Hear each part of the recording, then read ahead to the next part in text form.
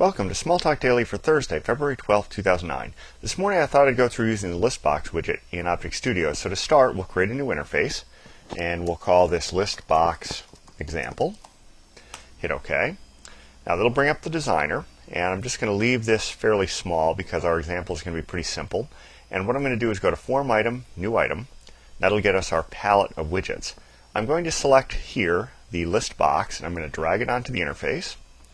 I'm just going to reposition it, make it a little bigger. I'm not going to worry about placement so much because we're worried more about usage. So I'm going to double click on it and bring this up.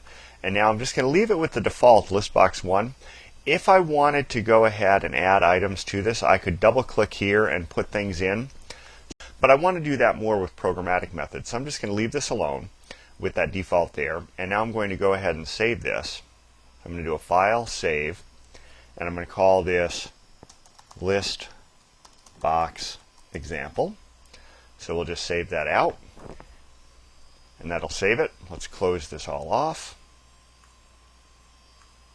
That'll close the designer. And now what we can do is we could either edit, and this would go back in, or we can browse. So let's browse.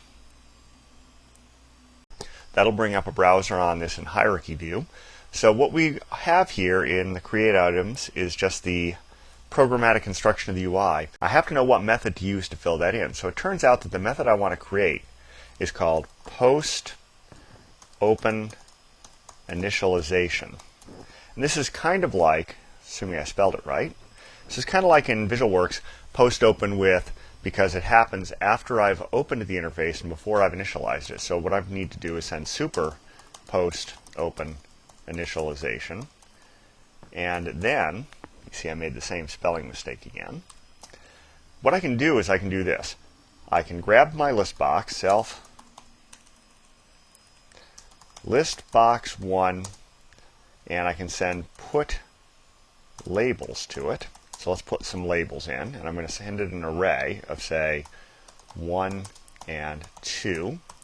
And then I want to have values, so ListBox1 put values, and again an array 1 and 2. So let's save that. Now let's go ahead and push that aside, double click, and there I have my array of values in there with the labels.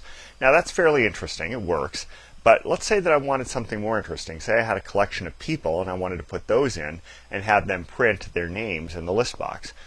Okay, so now that I've created a person class and given it the appropriate methods, I can do this. ListBox1 put objects, and I hand it a collection of people. So let's inspect that.